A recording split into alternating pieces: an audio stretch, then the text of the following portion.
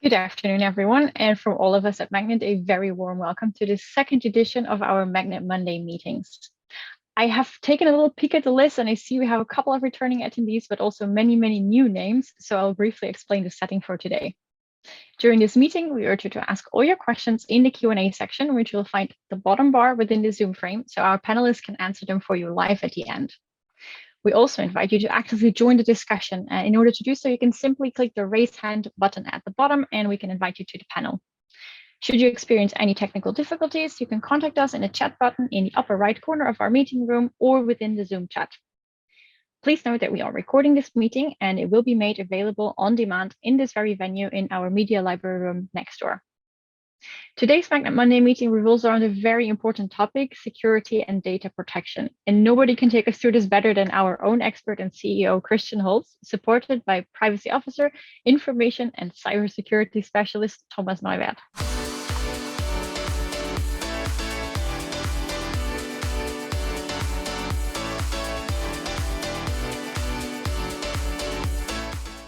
If we look at the event industry, so many agencies and so many professionals have started with virtual events that everybody was overwhelmed by the technical topics, but also by the questions regarding security. And what we wanted to do today is just put together, well, what are the learnings of like the last 2 years, and why is it so important to make virtual events really a safe and secure place in order to run the events properly. So what's the potential risk? That's our first question before we go into the requirements. Well, if we look at our slides here, well, you have some legal requirements to fulfill. Potentially there may be cyber attacks, and what you want to avoid is a failure of your event. If we put that together a bit more, then the first risk that you have to tackle is a reputational risk. If you as an agency or as a company, if you run a virtual event and you have a security breach, well, what can happen? You have angry attendees. They spread word of mouth. They go to social media. Or maybe if you have a cyber attack, it may happen that you run into media coverage that you don't want. Or maybe attendees, they may sue you for handling their data wrongly. So the reputational risk that you have in here is quite a topic to cover, especially if the event is not stable. Now, you also have financial risk. Well, potentially you need to pay fines. We will learn in our Q&A section a bit more about that one, but this is really a realistic risk because we are handling personal data in events. Log-on data, action data, content data, and so on. We need to really make sure that it is secure, but it can cost you also a lot of money if you need to clean up after a cyber attack or after a wrong event to make sure every attendee gets what he needs and that the problems are fixed afterwards. And then finally, you have a legal risk. You don't want to risk any lawsuit. And you know that handling of data is something that really is pinpointed to right now, that is at the attention of everybody. Maybe you have to defend your position. But as we see, problems in security can have an effect on an individual attendee, which is problematic enough, but it can also have the risk of a failure of a whole event. And that's something that you definitely want to avoid. So we need to really place full focus on security in order to make sure we can run a successful event. Now, what do we need to do for that? If we come to the second section, we have a couple of basic requirements that have been put together that are basically like a ground concept that an event platform needs to fulfill in order for your event to be safe and secure. And we break that down into 4 different areas. And the first area is compliance. Compliance is so important because we typically handle with sensitive data. And what we need to fulfill is, first of all, like basic legal requirements that everybody has to meet that runs a computer system. If you handle personal data, you need to know the laws and know how to apply the laws. You need to be aware of how do you use the data on the platform. And if the platform is not yours, how does the platform process and store the data? Where is it stored and processed? But also, how do you inform your attendees about what you do with their data? These are critical questions that need to be transparent for everybody, but especially you as a customer or you as an agency, you need to be aware of what's happening to the data. Well, coming from the basic legal requirements, there may be company-specific legal requirements. If you start off with a security audit, then typically you talk to your legal team and your security team, and they will want to know, well, who are the subcontractors of the platform? Who delivers services to the platform? What certifications does the platform fulfill? Or what are the processes in case of an emergency? So they run through a number of questions that are really, really valuable when preparing for such an for the use of such a platform. But then there can be also very specific compliance requirements, like if you have an event that crosses borders, that is across the whole world, for example, then automatically you need to fulfill the legal requirements of different countries. And that's far more difficult than only doing that in the European Union or only in the US. Or you may have requirements that go to specific industries, maybe in the pharma sector, that you have different requirements or specific requirements on how to handle specific information that you want to present. But you can also have events that present confidential content. For example, a company internal event. You don't want to run the risk of leaking that information. So there's a lot to cover, but make sure that if you choose a platform, that it fulfills the compliance requirements, that you know about the legal regulations, but you also know how the platform fulfills it. Now, a second large area, or a very important field, is availability. Actually, it's for us just normal, but who doesn't know? Well, Teams, sometimes it doesn't work. Zoom sometimes doesn't work. You have technical issues, technical problems, and this is what you definitely want to avoid when running a virtual event. The goal is that the platform is always up and running, that you can really make sure that you have a successful event, especially during the live period of your event. Everything was prepared to work at this specific point in time, and nothing should interfere here. But things can break up. That's normal in IT. So how's the platform designed? Is it able to bridge problems? Is it able to continue to run in case there is one component that has a problem? Or in case the whole platform has a real issue and the location is has a location of the data center is affected, is there a possibility to move to another location virtually and then restore the information from a backup and make sure that we could execute and run the event? So these are things that need to be prepared in advance. And of course, you also should have proper backup and emergency plans in place in order to really know how to react in case of a failure of the platform. How can you verify that as a customer or an agency? Well, there's the chance to look at service level agreements, for example. Check out what have been the service levels recently. Have there been failures or downtimes? And look at these reports and ask them, well, how did they react? What happened? How were things prepared? These service level agreements are really critical, and a good platform will help you to create transparency and create trust in the availability of the platform. But now looking at the next field that is important here is data security. So we are handling really relevant data, and you have a robust platform, it's available, but how would the platform handle the data? It can be personal data, it can be confidential data. Well, what's important here is that data should be encrypted.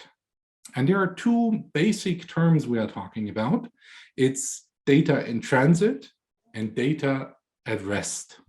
So data at transit, it's really to make sure that data is encrypted every time it is transferred from one place to the other. For example, from the platform to your attendee, or from the event planner to the platform, or on the platform, because there are components on the platform that communicate with each other. For example, the analytics component receives all the data, but can you make sure that that data is really encrypted and that it is safe and secure and cannot be intercepted? But now the second aspect is data at rest. So when data is stored, for example, on a file space, in a database, or in a web storage place, can you really make sure that it is safe here, that nobody can access the data that is not allowed to, and that even if that happens, that the data is properly encrypted in order really to make sure that this is properly secured. And as I said, it's different types of data. It can be personal data, it can be customizing or configuration data, it can be the content that you upload, the passwords that are set aside there, it can be activity data. So there's a lot of aspects on data that need to be protected.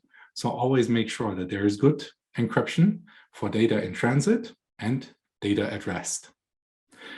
Now, the fourth basic requirement that a platform should fulfill is data protection.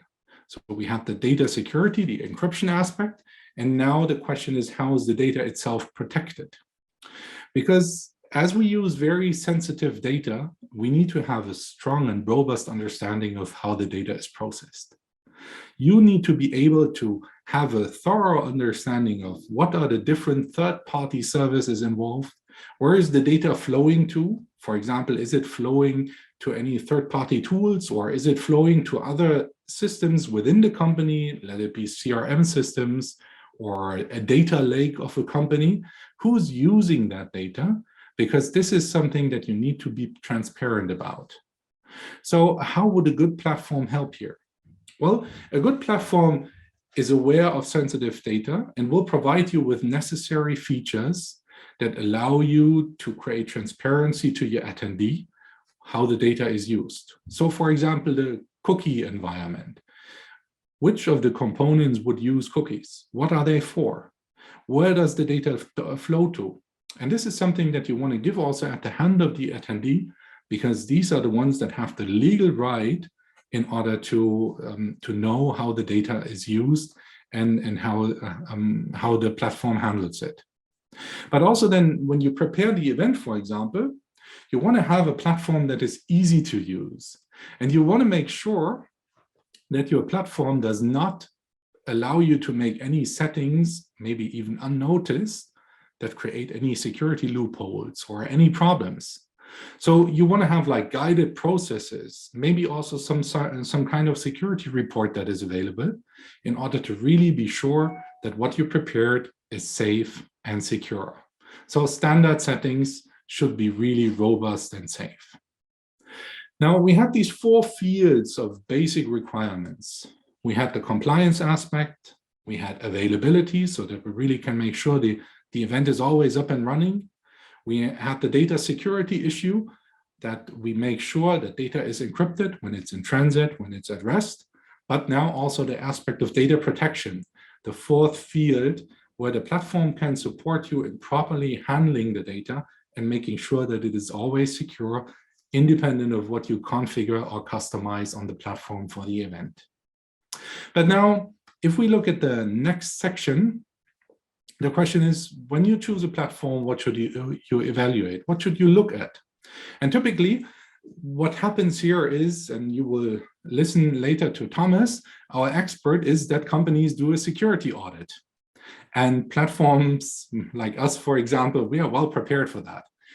We know what you need to, what questions are asked and what we need to answer, and how to create transparency of what we support in here.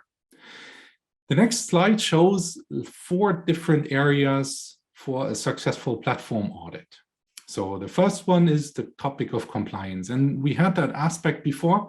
If we do a good security audit in the beginning and then keep up with that process, it will help us to run successful events. And we discussed a couple of compliance aspects beforehand. So the platform needs to confirm that all of these legal aspects are properly supported. And make sure you ask the right questions here, because finally you as a customer or as the event planner may be in a legal responsibility, not the platform itself, because it's your hosted event. So understand thoroughly what are certifications in place, what are the legal realms that are fulfilled, and what experiences does the platform also have, maybe with industry-specific compliance regulations. The second aspect that you typically would look at in a security audit is what are the processes and the roles. Now, just what's the emergency plan? What's the business continuation plan that is in place? So in case you run into a problem, well, whom should you call? If you're an attendee, well, he will go to the event managers. But the event manager, whom can they call? Who will help them in case of an emergency? And how fast will you get help? And is there maybe a backup plan in order to inform attendees to pick a different link or to go to a different meeting room or whatever in case of a real emergency? And also be prepared on how to inform your attendees. But this is something in a security audit you would understand, well, how does the platform work? How does the organization around the platform work? And then you can properly adapt in order to really provide a stable and secure event, even in a case of an emergency. Now, the software quality verification is also an important aspect. And that's a bit tricky because typically you cannot have a look at the source code. But what you can do is that you talk to the company, that you talk to the platform provider and try to understand, well, how important is quality for you? And try to dig deep in order to really understand how well-rooted software processes are in that organization and how stable the platform itself is. And do test runs. Just test it out. Try it yourself, try to upload content, try to upload users and so on to really make sure, is it a robust and a stable platform and can I rely on that? And then finally, of course, there are also verifications, there are certifications, and these aspects the company should disclose in order to make sure that you can trust the quality of what you're using. Well, and finally, the topic of data security, we discussed it beforehand. Is data encrypted? Is the data stored properly? How is the data processed and so on? How aware how transparent can you be about what's happening really on the platform? So there are a lot of aspects to cover in such a security audit, but we looked at the risks beforehand. And it's so important that you really have a good understanding and that you properly pick and choose the platform. And we at Magnid, we are doing really a lot to really focus and train also our developers, also during the design process, to provide a stable and secure and robust platform, because we always want to have happy customers and successful events. And for that reason, we see on the next slide that we put together all these points in our white paper here. These are the basics. It's really short, it's to the point. You will be able to receive the link after the meeting and then can have a look and recheck whatever you're doing. But of course, you can also directly talk to us and get an in-depth understanding of what we are doing in terms of security. Now, I see Lisbeth is back again. Lisbeth, can you hear us? Yes, I can, and now I can also wonderful. see you. That's beautiful, because now you prepared also, I think, 1-2 aspects on the platform just to show you, for example, how we handle this cookie issue, and to see you how Magnid to show you how Magnid tackles that. Yes, exactly. So as Christian mentioned just previously, it is very important that you inform your attendees about what is happening to the data, what kind of data you're collecting, where and how it is used, and an attendee should have access to that information at all times. So it is one very important aspect of your planning process when you're building out your virtual event space. So make sure that you set aside some time. And it might help you to reach out to your internal or your clients if you're part of an agency, expert teams, as Christian mentioned, such as the data protection officer or the IT security risk assessment managers, who will help you find the correct wording for your privacy policy and privacy preferences, and will help you to make sure that all the settings that you have done are actually meeting the different requirements that they are. So there might be different requirements depending on the location you're in, country-wise, but also industry-specific requirements might apply to your event. To make sure that you actually can plan for that, we as Magnid have developed our own privacy policy consent tool. As you can see it here on the screen, it's our privacy preferences banner. And with that, it is very open and flexible. You can actually make sure that the different settings that are required, the different information that you need to portray to your audience can actually be set. How does that look in the designer? If you run an event, you have the option to manage all the different details separately from each other. So basically you can define the descriptive text that you want to use, which informs your attendees what is happening to the data. You can decide how detailed you want the cookies to be portrayed. You can also choose whether you want to enable personalized tracking or not. And obviously the attendees can then choose for themselves if they allow or not, but collecting personalized data might give you great insight into your attendees' behavior. But of course, you have to inform your attendees about it, that you are collecting that kind of information. So within our own tool, you can make all these settings very specific to your company requirements, to your country requirements as well, but also to your industry requirements. And having that information in different languages is also possible. So what I'm not going to show you on as part of the slide, but the privacy policy as such, it's a very simple text editor, and it's very easy for you to actually put all the information that you need to put to make sure that your attendees are informed correctly at all times, and can also change the decision about their privacy preferences settings. And with that, I'm going to hand it back to Ilse, as I do believe we have prepared a interview questions for our experts. Thomas. Yes, exactly. Thank you very much, Lisbeth, and as well, of course, to Christian for your input on this highly important topic. Lisbeth, it's good to have you back on board. And we now indeed open the floor as well to questions from the audience. And for this, I invite our data protection officer, Thomas Neuwert. Thomas has actually been essential for Magnid and helped us tackle a lot of these security audits that we experience with our customers.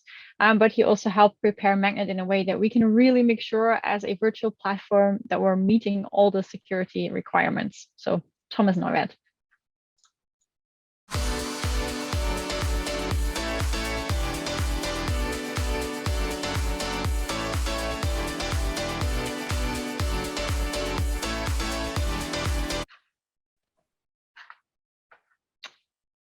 Yes, Thomas, thank you very much for joining us today. Can you maybe tell me what your experience is with security assessments for virtual event platforms so far? That's a really good question. The answer is simple. It depends entirely on the knowledge that's available in the company, and it's very different level given in the different tools. That's the most important information. Sometimes we have some lacks in understanding of customer side. So, for example, whose privacy policy must be used in the venue, for example. And the customers are mostly relying on the service provider. So you are in the case to do this and to recommend some things for this customer. The event planners deal with topical data protection, but have not yet dealt intensively with the topic on the information security. So use this both positioned in your company to get information to good look and find, and also have a really good look on cybersecurity. That's very important on this way. And an embedded approach and integrate thinking between the various disciplines and the departments for the necessary security is not yet sufficiently given. So you have to get all these parts on the table and cut this point, so that will be fine. So it's not very different levels, some good, some bad, some between this level. So check it out, and so we will find out the best one for you. Okay. Thank you. Is it maybe also to add from our experience? We see, and what we always suggest to agencies, but also to end customers is, as Thomas said, well, integrate or hook up with your IT department, your legal department as early as possible. Because if you brief them properly, if you invite them to join the process, they will rather try to help than to block. If you come late and say, hey, please now certify my platform, then nobody will help, because they always say, hey, why didn't you ask us earlier? So get to these guys as early as possible. Try to make clear with the platform provider beforehand what is the information they can provide, what are the points to raise, and so on. And then it can be a very smooth and very efficient process. Now, I have actually even worked as an event planner myself, and even with lots of virtual event platforms, including our own, of course. Thomas, how can event planners prepare to select a secure event platform? Yeah, first of all, be sure that you involve your information security officer or your privacy officer, just like Christian's told a minute before. Yeah, and that's very important. And you can get a checklist from these guys to check it out in a simple way. Yeah, how you can check it out. What's the security for this platform? Yeah, access security from the right from the start of the means is a risk analysis. Yeah. Also, you can check it out on privacy or on security. You can make a risk analysis. Consider, but here don't. Christian has told it before. Don't consider with only financial risk. So only you have to look on reputation or violation of laws and some regulations. Yeah. And if you compile the security related restrictions of industry, like banking, pharmaceutical, in advance and communicated, clarified beforehand. So Christian is told it also before. So you see, Christian is is grown up to a good security consultant at the moment. Yeah, I was well trained by you, Thomas. Definitely. No, but this is important. Yeah. So you have some parts like privacy by default, privacy by design, security by default, privacy by default, and security by design. So it's very important, yeah. And it's maybe one of the important indicators how good is your provider. So ask him how the provider implement privacy and security by design, and also privacy by default. Yeah, that's the most important question on this part. Yeah. Okay. And Ilse, it's one more thing from, I have an IT background, so I assume I understand a lot, but sometimes I've talked to Thomas and I didn't understand anything. So it helps if you learn, if you try to have like a trusted advisor, somebody that takes time and also explains the one or the other thing that's really important. But then, of course, you also need to have trust that your data protection officer or your legal guys, that they do the right thing. And typically, if you take them correct, then they will not make it unnecessarily complicated because they know you have to do business. Yeah, so try to speak the same language. I think that's also very important. Which is good because it's not the easiest topics in virtual events. I mean, let's be honest. I do see quite some questions even coming in from the audience as well. And I find this one really interesting.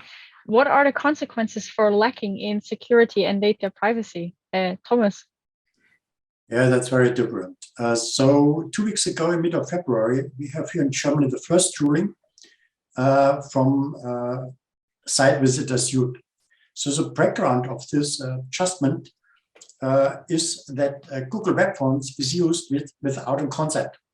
Yeah, and according of the court, this considered as an illegal transfer of data in the US.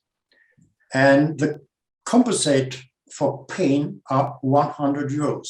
It's not much, but if you have 1,000 plaintiffs, so the amount really already hurts, okay? Yeah. So however, this is one of this part, yeah? So we have here some fine producing by authority, which are still significantly higher according on the official calculation model. Yeah, and so in this case, when you is getting some of these leaks, it depends on the lost income in your company, but it can be up to starting on 5,000 euro and ending on a very, very high level. So it's very sad money to spend. Yeah.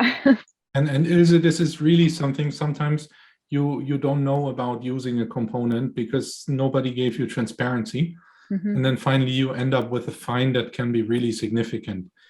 It's coming up more and more, especially in Germany now we see it, but also in other countries because they really want to enforce the laws around data privacy and data protection.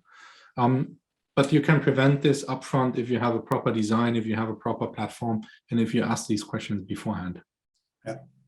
I think that goes very nicely into the next question I see coming in as well. Am I, as an event manager, responsible for platform security issues? Oh, that's a difficult answer. It's a yes and no. Yeah. Well, to a certain extent you are, because if you as a company host an event and put in data and handle personal data, then you are responsible for what you're doing there, definitely. The question whether you can shift on the responsibility is something that I would ask my personal legal advisor, but not directly answer in a webinar here. But generally be rather careful than too loose or too sloppy. It can hit you bad back. And we had a couple of strong discussions with German companies in the beginning of the pandemic already, where they really wanted to know in detail, well, what are the tools you are using? How's the data processed? How is it stored? And so on. And you really have to commit. And that creates some sense of urgency and responsibility, definitely. I see another question here. Do you consult and help which cookies to use? Maybe even for Lisbeth to answer. Yeah.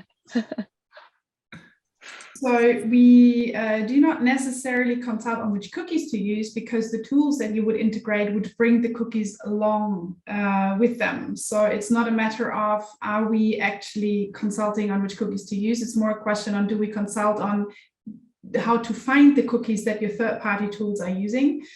And there are some ways of how you can actually do that through your browser, through the developer tools. And we do have training documents that once you have signed with us and have a license, you get access to those documents, and then you can basically help. It's like a guide that will help you to find which cookies to use. But normally the tools that you would integrate, they bring the cookies. So that's a slight difference there. Yeah, but we'll do our best to advise for sure. And we definitely, I mean, you can always reach out to us for questions, and then we can look at the topic together. okay, so one more sentence to Lisbeth's announcement. So it's very important to discuss it always and clarify it with your customer. Yeah. So if you accepted some cookie, that's okay. Yeah. And that's be the best way to get here in a clear way with the customer. Okay. So again, Ilse, transparency is king. Yeah. Absolutely. If you plan ahead, if you know beforehand, then we can be of good support. And the platform itself will provide you the functionality to handle the situation. I am just checking, and I don't see any more questions coming in. So I think with that, we have already arrived at the end of the second Magnet Monday meeting. I thank you all for taking the time for joining us today, and we do hope that this will help you tackle this topic for your upcoming events a little bit. But please feel free, as said, to always reach out to us with any questions you may have, or if you need any assistance or encounter any problems. Our next Magnet Monday meeting will take place on the 28th of March, and it will focus on how to use one platform for all types of events, and we'll provide you some practical tips and tricks for our direct community. So do make sure to save the date here. We would love to hear your feedback, and kindly ask you to fill out a short survey by scanning the QR code that you will see now on the screen with your mobile cell phones, because your opinion definitely matters to us. So again, thank you very much for attending. Have a great afternoon, and we hope to see you again next time.